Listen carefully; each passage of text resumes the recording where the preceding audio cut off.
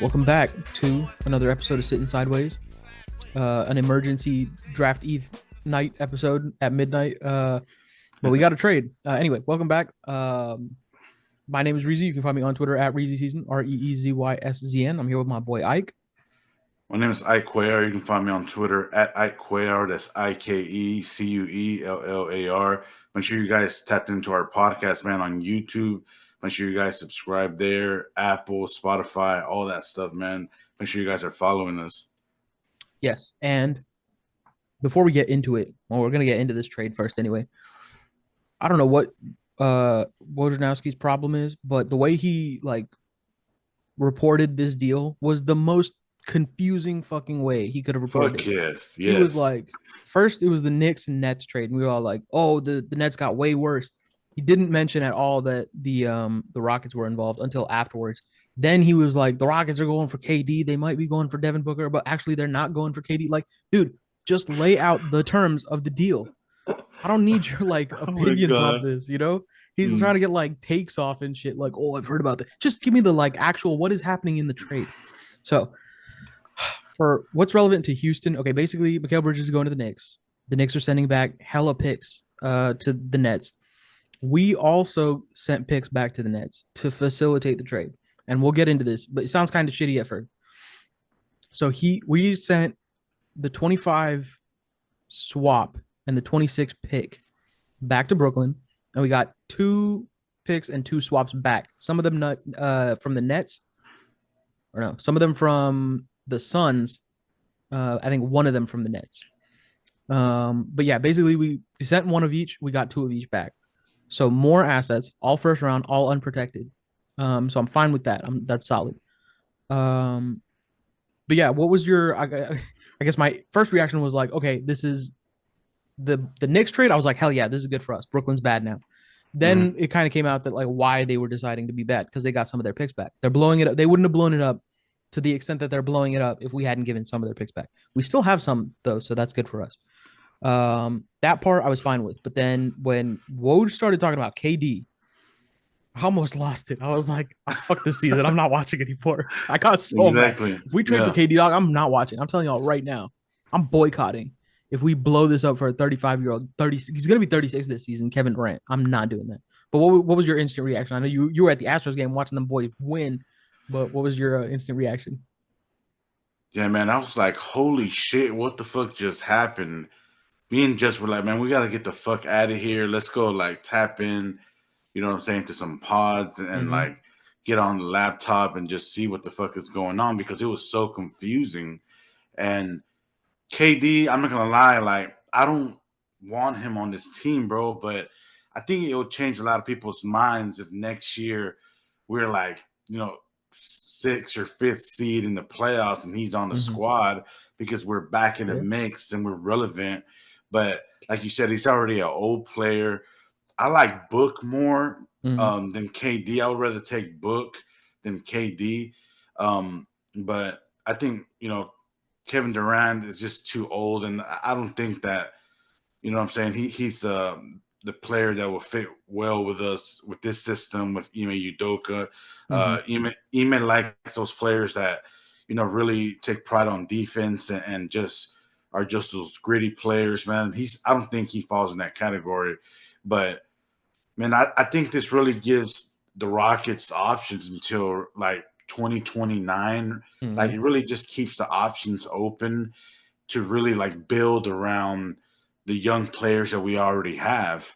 And for example, we talked about earlier, Jalen Shingun, just to add more, pieces to our core and see what happens, man. Because we kept our 2027 pick. And I think that's one of the ones that are really important, one of the ones that matters, right, Reezy? So, I think overall it's a dub, but when you first see it in the way that Woj reported it, everybody was kind of like, this is a letdown, right? And just a little bit frustrated, man. But I'm glad, Ben Dubose did a great job, like you said, breaking it down. So I think me and you, for the most part right now, we're a little bit calm about it more than we were a little bit earlier. Yeah, I think It took a little bit of time for us to get set up and start recording. I think that helped in cooling some tension and understanding fully what's going on. So I'll try and translate what Ben was talking about. Just my understanding of it. I could be wrong, but basically, they're instead of focusing on picking up more prospects in the next 2 years in 25 and 26, they're pushing that out further and creating more assets with it, more first round pick assets. And they're betting that the Suns are kind of screwed and going to blow it up, which, like, I don't know who was saying that the Suns weren't screwed after this playoffs. They didn't win a single playoff game. They didn't even hit 50 wins. So, like, that team, like, counting on them to blow it up is like kind of a safe bet, honestly. Like I don't see where they Facts. go from here.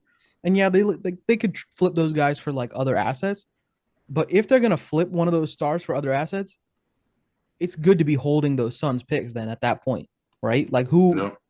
we've got the most leverage now if they do blow it up. And yeah, I mean, nobody was really excited about getting Mikal Bridges anyway. So if that's all we were going to use the Nets picks for, I'm kind of fine using it this way too to get more Suns assets. So the bet is if Jalen or Shengun pops this year and takes that leap, um, then you use those picks to fill out the roster around them with some high quality vets. You got a bunch of first round picks.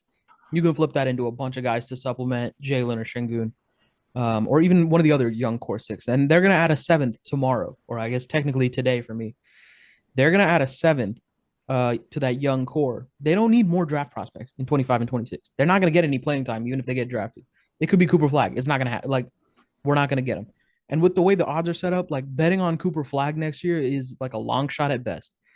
So let's say they do pop, one of them takes that leap and we can use that draft capital to fill out. If they don't take that leap, now you have a stash of first round picks, unprotected first round picks for the Suns and some for the Nets. Two teams in some of the worst situations in the league. You can flip that for a bona fide star. Like you can bring home somebody to lead the team, like a number one. I'm not Facts. saying you're gonna get Giannis, but like you could get somebody who's good enough to fit with these young guys and like be set for a while. So I think in that way we've kind of not like extended the window of the rebuild, but like extended how long we'll have an option. Like Yeah. we don't have to hand out an extension now to Jalen or Shingu. Now we have like a really good way to rebuild, even if they don't, end up taking that leap. So in that way, I think it's a good move. But initially, yeah, when those KD reports were coming out, I wanted to like fling something at the wall. So I'm glad we're not going to end up with KD. But what are your thoughts on how Ben explained it? No, I love it, man. But what I wanted to ask to you, Reezy, is with all these options now that are available, when would you cash in on that? Like, do you give Jalen half a year or another year or Shingun, like vice versa? When do you take advantage of these assets and the picks, bro? What do you think? I think so. They're both going into restricted free agency next offseason, right? Like that's when Mm, it's set in stone. Or yeah, no pun intended. But I think you just wait until they hit restricted free agency then. Like that's sort of the limit, right? At that point, if someone wants to overpay Jalen, go ahead. If someone wants to overpay Shengun, I feel like it should be us. But fine. Now we have like a backup plan. You package all those picks together, it's as good as one of them taking a leap, in my opinion. You could get somebody crazy for all those picks. So I'd say at the end of the year. But like let's say that one of them does pop, both of them pop, who knows? And now like, oh, these guys are real. Like we can really do this with one of these two guys. Just start handing them out now. Like get those guys by the trade deadline, whoever's available, or in the offseason, go nuts trading. To supplement the team around the whoever took the lead. So I think this next offseason is when we will like really go into phase three, like try to start contending. Because we got to make the playoffs first, and I think that'll happen this coming season. Like I'm fairly confident we're going to be a playoff team. I mean, West is a bloodbath, so you can't really say anything for sure, but looks like the Clips are getting blown up. Um, Dallas is about to lose Tim Hardaway Jr., which they might see as a good thing, but he always, fucking ruins us when he plays us. oh yeah, it's Um, like Jason Terry 2.0 exactly. against us. Kyrie's going to be a year older. Luka's going to be a year fatter. Um, Good, uh, good. Who knows what's gonna happen. Everybody expected Denver and Minnesota to be there, dog, this year. And OKC.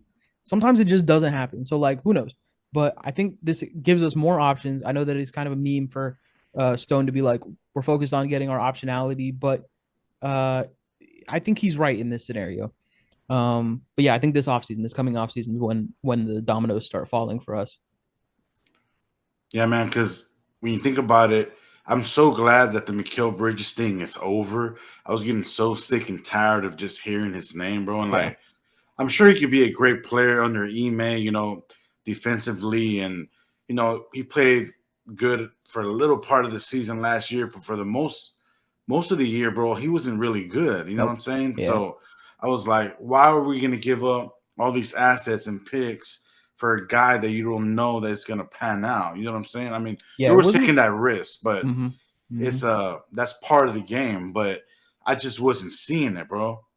Yeah, I wasn't inspired by like a Mikal Bridges trade. Who like even if it was like who you gonna ship out, Jalen or Jabari or somebody for and the third number three pick for Mikal Bridges, like that doesn't inspire me. That doesn't move me like Booker would. I feel like Booker's even a solid pick. That dude is a bona fide like killer on offense at least. Yep. And like he's what we want Jalen to become. So if we can get him, fuck it, we get him.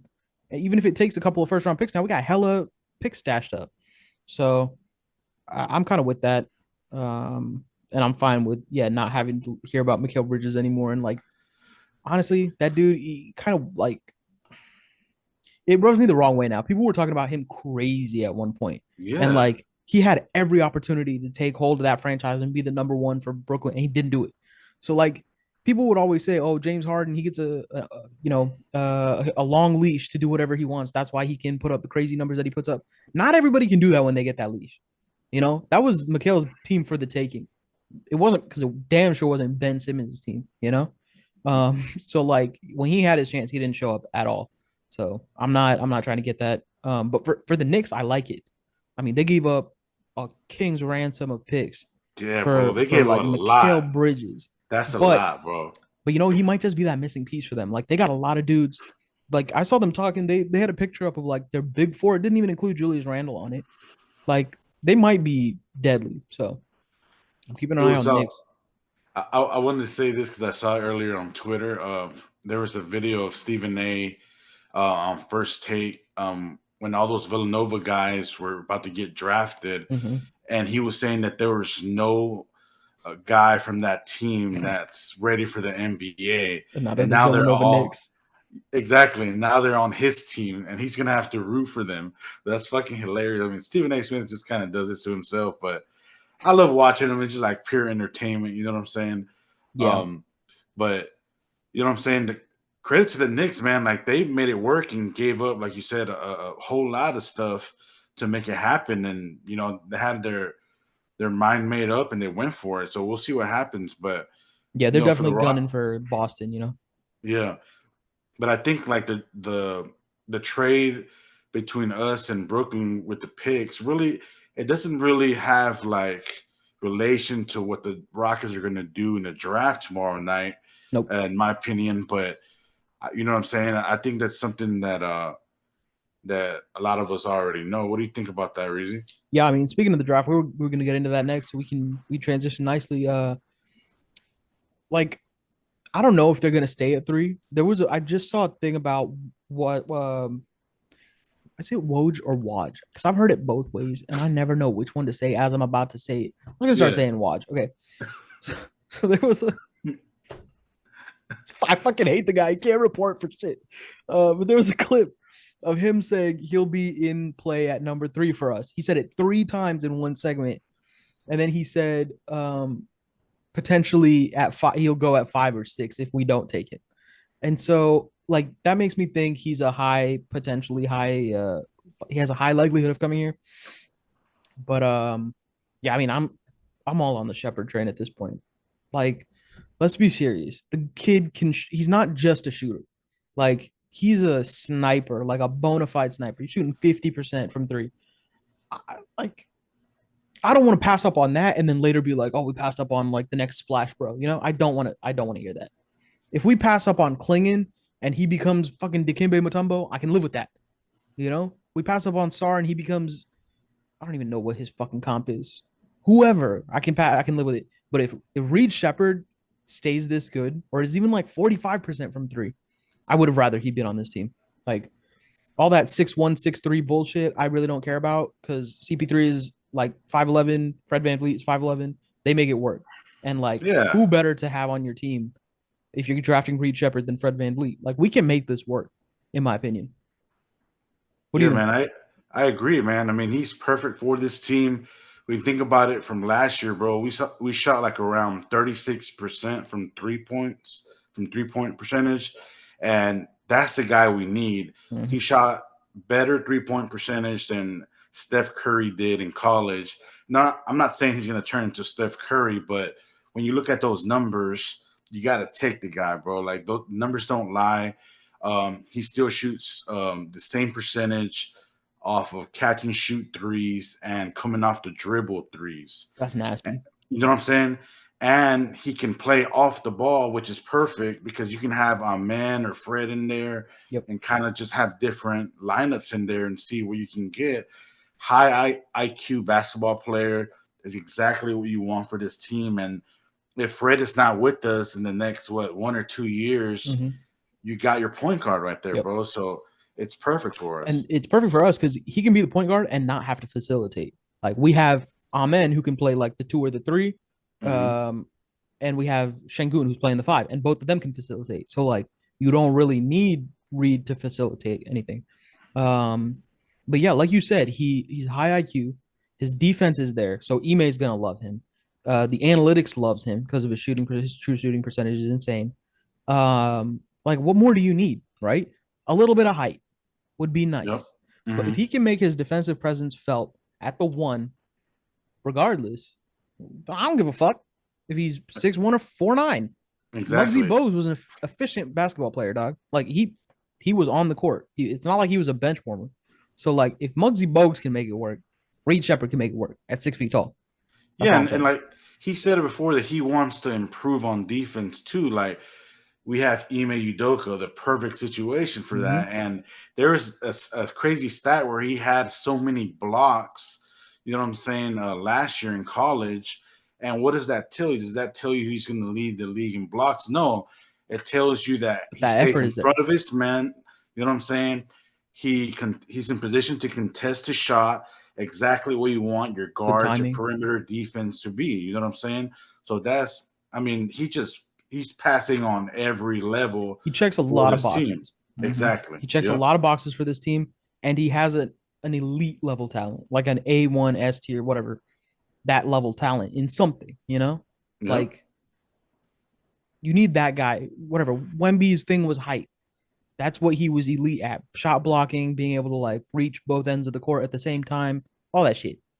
So like Reed Shepard has that elite shooting talent. I say, take that pick. Um, but yeah, we'll see what happens. Um, you have any other thoughts on the draft? Like, do you think we're gonna move up or down at all? Would you want to even? Nah, I would like to just stay at 3 because I think from everything I'm seeing and hearing, bro, it sounds like clinging at number 1 could be a possibility. I keep hearing his name because, like, really, like Atlanta doesn't know who they're gonna take. Like, I know Yeah, Sar hasn't Ricochet. come in. Yeah. So like what if like I gotta be honest, like I'm not really too impressed with the Ricochet. He can shoot and you know what I'm saying, playmaking score and stuff like that, but I just think Shepard is the better prospect for what this team needs and also for BPA. I think he's just the better player that's available, bro. Like that's mostly like general managers, that's the thing they go for is just BPA all the time because you never fail. It improves your team right away. You know what I'm Mhm. saying? Yeah. I think sometimes when you draft for fit, you kind of get in trouble there, but Shepard works both ways for us, so that makes sense. You know what I mean? Yeah, drafting for fit or for like a project can backfire. Hmm. But if you're drafting the guy who's best available, you can defend yourself in like an argument of like, why the hell would you take him? Like, he was the best player available. Yep. But if you take a prospect and you're like, oh, he might develop into something. He might be the next Giannis or whatever, and he doesn't pan out. People are gonna look back and be like, "You're an idiot for taking that guy," when Yeah, the best player facts. available was right there. Reed Shepard turned into Steph Curry, Yep. and that's So it. we could. That's your job. So I think it's more likely that we take the obvious pick. Um, let's say Reed Shepard goes at one, and I don't know, take your pick at two. Who do you want at three then? If it's not Reed Shepard, I will say Sar. yeah. Give me Sar at three because of the defensive versatility. I was watching, some film on him, and he was guarding guys out there in the perimeter, dude, and he could really, shut those guys down out there. And from inside the arc, he's really good. Field goal percentage. His 3-point percentage is not all there, but if you look at some of the years that he's been, hooping already, it's been improving little by little. But I think that will come over time. But my answer is Sar if he was still there at three, just Yeah, I because of think the defensive versatility. yeah, I think the defense sort of is what had him projected at number one for so long. I know it's become even more muddied up since I guess since the draft lottery happened, but I think it's going to shake out with Shepard, Klingon, and Sar going in the top three, somewhere in the top three.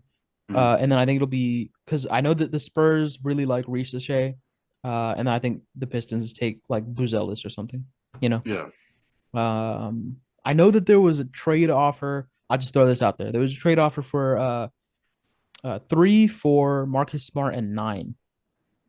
And initially, I was like,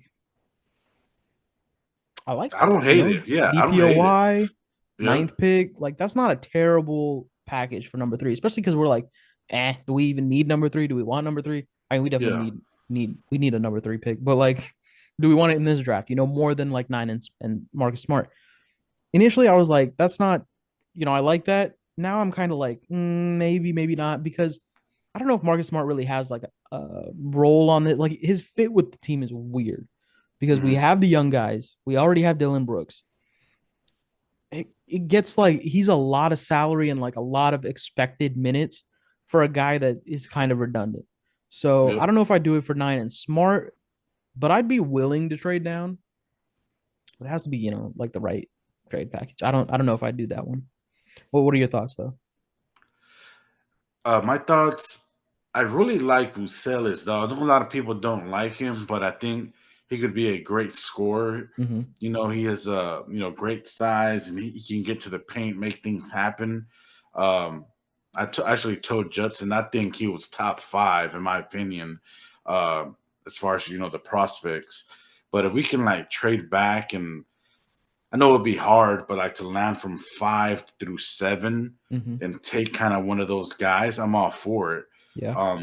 But it just depends on, you know what I'm saying? What else you're getting? Yeah. Exactly. You know what I'm saying? Yeah. Because Yeah. I mean, I mean, we really lucked out. We jumped however many six spots or something to get to number three. So mhm, I would like them to sort of maximize the value because this was the wrong draft to like jump up to three. Can you exactly. imagine if we It was jumped like up to one weaker. in any of the other drafts? I know. But yeah, I mean, as long as they can maximize it, and it seems like even if they don't nail this one, they're kind of off of drafting prospects anyway. Hmm. So if they take somebody and he doesn't pan out immediately, he might just be included in a trade. So I'm trying not to get attached to anybody yet. But all right, we'll leave the draft there. Did you have anything else on the draft you wanted to touch on though? I know we have a second round pick at like 44 or something. Yeah, I just wanted to ask you Bronny James. from no, do not say that. I will, bro, please don't. But I wanted to ask you from whoever we draft at three, um, how many minutes do you see him getting, bro? Like realistically, with a healthy squad, because we're getting Tari back. We got Steven Adams. You know what I'm Mhm. saying? It's going to be in a rotation. So really, like your 8, 9 players are solid there. You know what I mean? Yeah. Yeah, I mean, I'm not calling us deep yet because so many of those guys are young and like I'm gonna write it out real quick. Okay, so you have right now Jalen starting, Fred starting, those are your guards. Um, we'll say Jabari at the four and Shingun at the five. Mhm. What do you think? Tari at 3 or Amen? I think Tari, right? Yeah, Tari. Okay. Because Or Amen we'll can say, guard like 1 through 5, pretty yeah. much, basically sometimes. So I'm gonna for now say Dylan's coming off the bench at 3. Um, Jalen's 2. Cam. Uh, Fred. We'll say Fred and Amen for now. Um, and then Shingun. We got Steven Adams. Um, and then we've also. Uh, oh my god, I'm blanking on his name because I haven't like yelled about him in a while. The Australian kid, the center. Oh, fuck, what's his name? Chuck Landale. Jock Landale. Jesus Christ. Yeah. Okay. I'm brain The fart. guy. It's 1 a.m. in my defense. It's 1 a.m. Jock Landale is third. Who else do we have? Like for guards or Oh, small Boban forwards. was the center. Sorry. Oh, okay. So Yeah. Boban will just say fourth. Human victory cigar for the centers. Yeah. Forwards. Jabari. Damn, I should have pulled up the roster. What the hell am I doing? Pull up the roster real quick. So Amen, let's say Amen is Fred's backup. Then I guess you're assuming that you're drafting like a forward. Oh, Jeff Green. He's gonna be in Hmm. there. Probably third for the forwards. Hmm. Him and Dylan coming off the bench. Damn, we're kind of stacked. Yeah. That's what I was saying earlier, bro. And like Oh, Jeff Green's Aaron still gonna get Holiday. some minutes, dude. I We really got feel Aaron like Jeff Holiday. Green. Mm-hmm. Yeah. So yeah. Oh, and Tate. Throw Tate in the forward rotation because he was Hmm. there. I'm gonna say he's fourth though.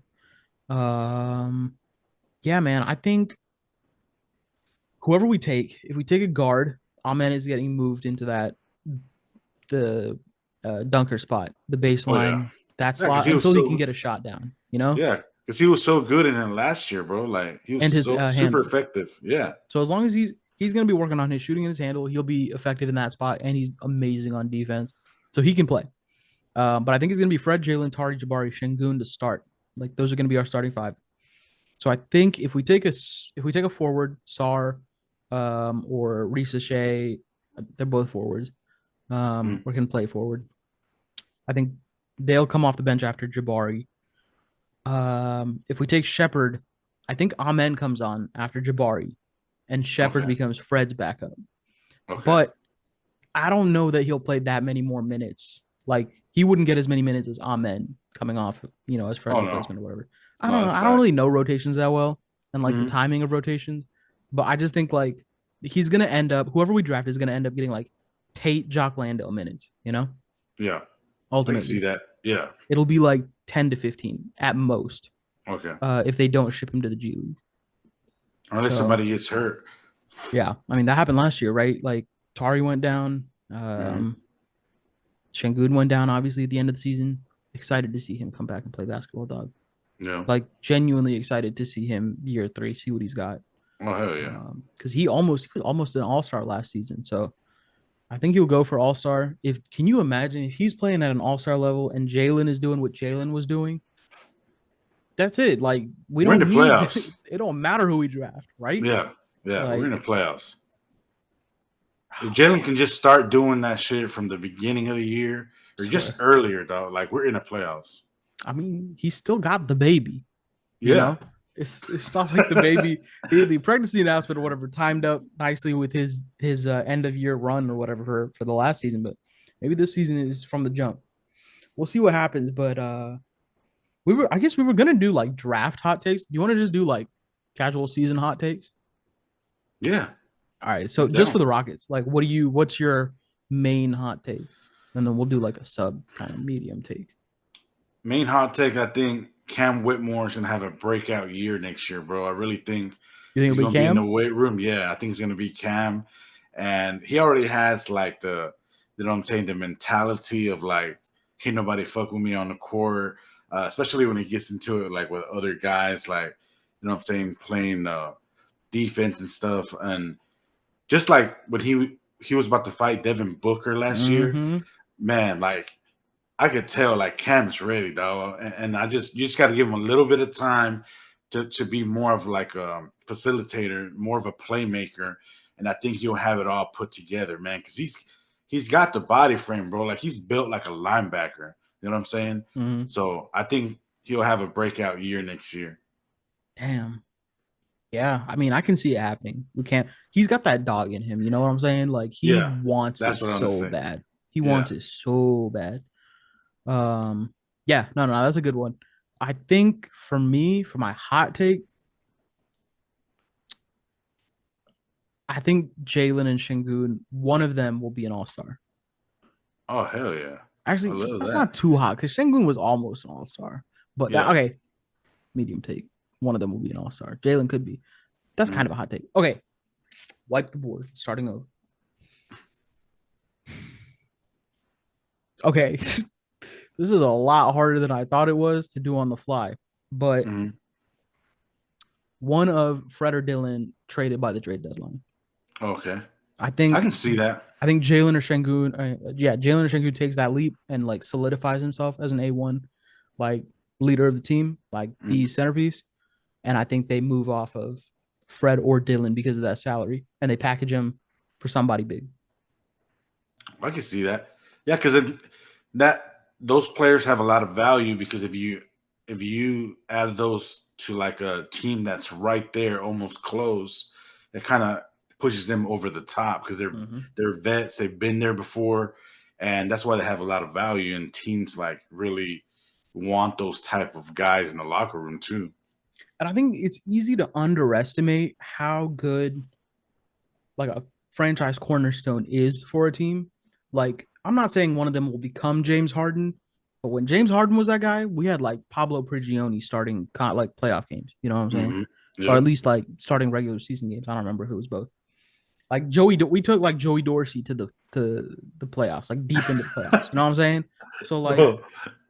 if one of these guys takes that jump, fuck it, Aaron Holiday can start if we trade Fred VanVleet. You know, I don't give a fuck. Like they'll Yeah. make it work if they're that good. So, but I think one of them will be that like good enough that we can move off and make like a huge trade deadline move. I'll give my medium take first because that was actually what I thought of initially, and that's why I couldn't think of a hotter take. My medium hot take is one of Amen or Tari will make a all defensive team for the league. I hope so, dog. They hit on us so much. Like we could have one of the best years, stats wise and like plus minus We out need the voters. We roof. need like media voters in Houston, but like the Yeah, Chronicle doesn't let them vote.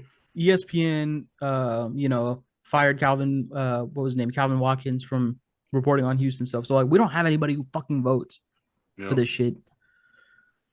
But yeah, it'd be nice. I think one of them will do it though. What That'll about be you? What you dope, got? man. Um, well, I'll say I want to see Tari stay healthy the whole year.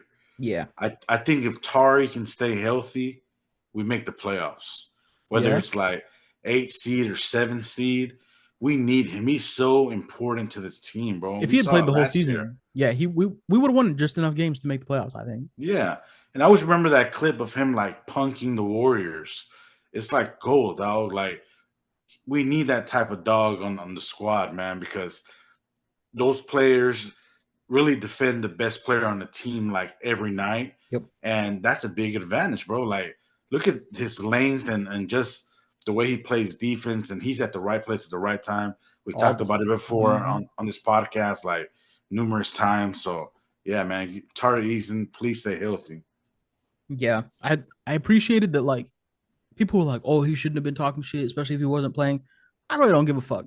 Like he got under the Warrior skin. He got under that fan base's skin, and he got under the Nope. actual Warrior skin because that podcasting little bitch over there, Draymond, Yeah, had to fuck Draymond. respond. He was like really heated over it. He responded like before the playoffs, after the playoffs. He was like, "Oh, like don't talk shit if you're not playing." I fucking hate Draymond, bro. Just shut the fuck up already, bro. Ain't nobody I was trying to listen saying, to this podcast. I don't remember who I was talking to, but they were saying nobody gets away with more shit than Draymond when he has one technical. Like the Yep. things that the refs will allow him to do to not have to eject him is insane. Yep. Like any game where he ends with one technical, if you watch that post like technical behavior, he knows he can get away with fucking murder, Yep. and he does it. It's almost like the same shit like that Drake gets away with. You know what I'm saying? And like I know we're gonna cook on that later, dude. Like we got a whole pod for that. We're But gonna, yeah. it's the same shit, bro. Like he He's just needs to protected. stop, bro. Yeah, exactly. Protected. That's what it is. He Yeah. plays on a team that's too important for the league, and they're not just gonna, especially when it's a call that's like up to the ref. You know, it's like, oh, whatever the referee's judgment is. Like, what was that bald bitch's name that ejected Tim Duncan for laughing on the bench? Like, can you imagine the same I standard don't being held remember to that. Draymond?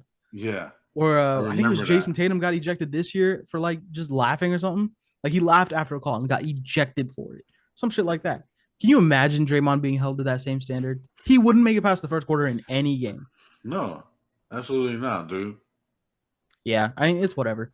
I I had to relive some of that 2018 trauma. Somebody posted the highlights on the timeline again, and they were debating like whether it was rigged or not, as if there's any fucking debate.